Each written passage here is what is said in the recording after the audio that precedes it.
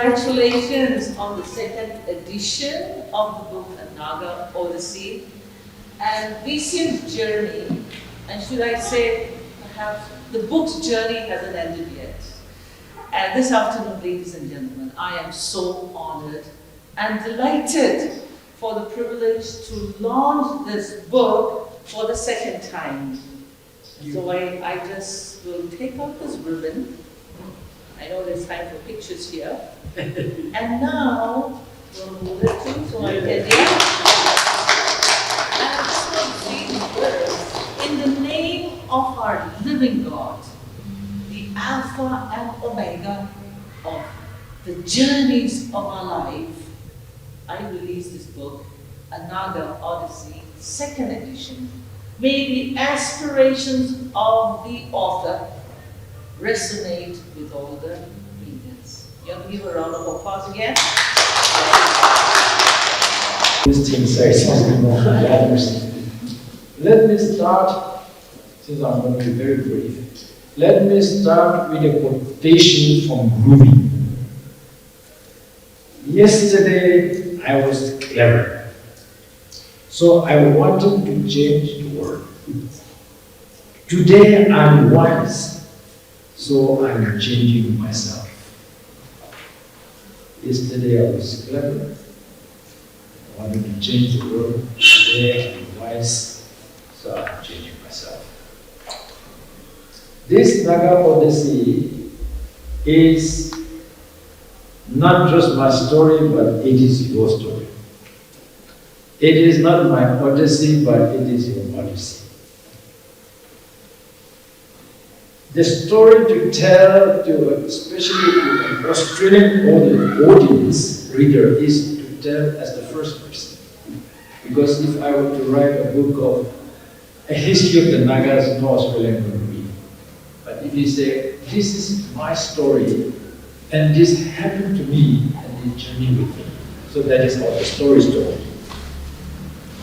But this Naga voyage, and also the personal odyssey, has not been easy.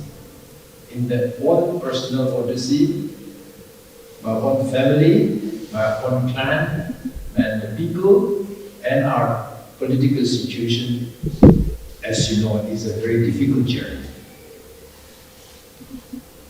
This Naga voyage,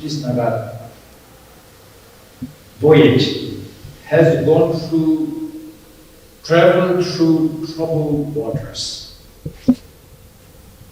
But in spite of all the challenges and all the difficulties, our Titanic has not sank, not yet.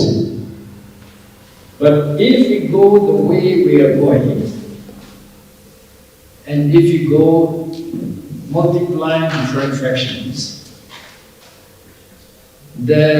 our Titanic will hit the iceberg before we know it. Then it will be too late, as you know the story already. The person who was supposed to be watching the iceberg went to sleep. So it was too late when the Titanic hit the iceberg. If we continue to sleep like this, we will hit something that we cannot return, and we will sink together. So this story is telling something like that of my journey. And I want to tell my very recent journey, which is not in the book, but which has been a very enlightening thing. And it is a story about a man called Reverend Aier, who happened to be the husband of Alongla Aier. Aier and I were neighbors when we were kids. There was only a few friends. His father became the education director, but in those days he was a small officer, but still an officer. And our family came from the underground. We were 3 years starving in the town. And we were given a stable. My uncle, not Maria, clan uncle, who was the gardener of Visier. And when Visier left, he gave his stable to him. And it was a shell with lots of Japanese leftover weapons, sword, guns, boxes and so forth. So a storeroom. So we were living there, and we came there, and me and my sister, we went to Darkening school for a few months. Then we went to the village, then we came back to the Baptist school, we came here. The school building, the classroom is still standing there. So we were neighbors, and when we first arrived, bare feet, not torn t-shirts, and we were literally starving. My father, being a very enterprising fellow, went to Nepal and bought some dry fish. And my sister and I went out to the Pakistan supermarket and sold the fish on the streets. And what his mother saw this one, and she used to send us meat. She would cook meat and send it to us.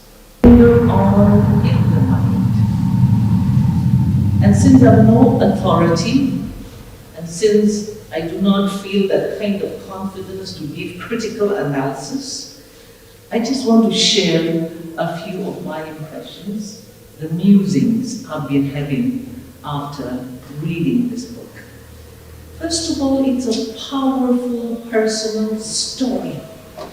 Imagine, in the 1950s, 5-year-old Visier with family and other villagers running for their lives into the jungles.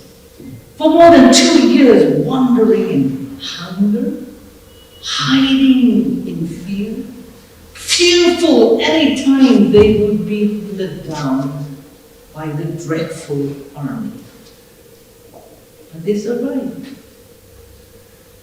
And I'm quoting from the book, with tattered clothes, and the Naga shawls were not thin, covering their thin bodies. They came out of the jungles. The onward journey from that time onwards is phenomenal. The resilience of this jungle boy sitting right here took him from a Baptist school in Kohima to Bhubaneswar, to Shillong, to Darjeeling, to earning a PhD in Nehu, and then become the first head of department of archaeology and history in Nagaland University. Now, that is triumph against all odds. That is a true champion. In all I can say is, may your pride increase. Yet, secondly, a Naga Odyssey is far beyond just an individual personal story. I was glad to hear him say just now that it's just not my story, but it's your story as well. See, because as you read on, before long, the reader is drawn in, sucked in, I would say, into this gripping Naga story of struggle for survival and for freedom. I was going through all the media of this release the first time, and Monham Kikon, the former minister, at the first launch of this book, echoed the same thought.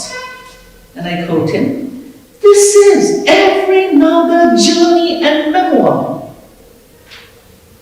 The story particularly of past generations of the Nagas we might add, our grandfathers, our uncles, our forefathers we might add.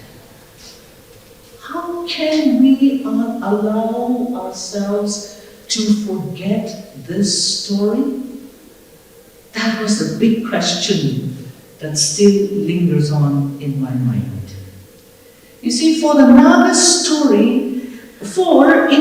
story, as we read on in the book, We are made to confront that this is the Naga story. It's not just about protecting our lands and the borders, but rather deeply entrenched at the core, it's all about our identity. The personhood we are, and the right we have to keep this quest for identity alive. The author admits that he struggled to be authentic for 4 years, to find peace, to be able to forgive those who wronged them, and to reconcile with the past. He has also said that he has written this for the sake of the future generations.